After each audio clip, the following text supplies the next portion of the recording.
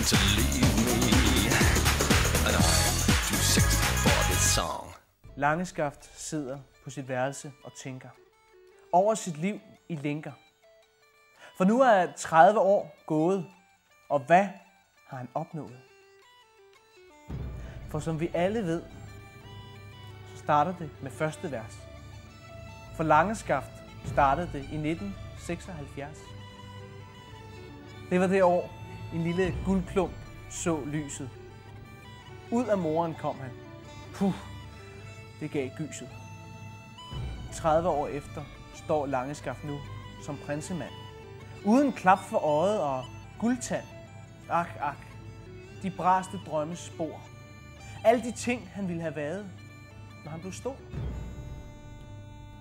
Sheriffen i byen med vest og pistoler og knipper unge jomfruer i flotte kjoler.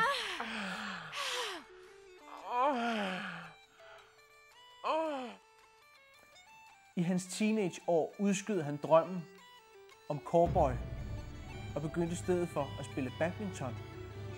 Så nu var catcheren hans eneste gun.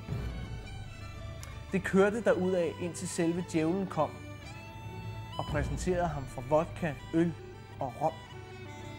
Herefter begyndte resultaterne at smuldre.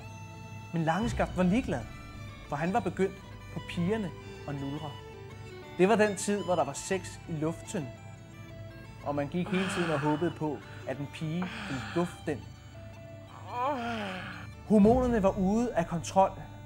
Langeskaft var i liderlighedens vold.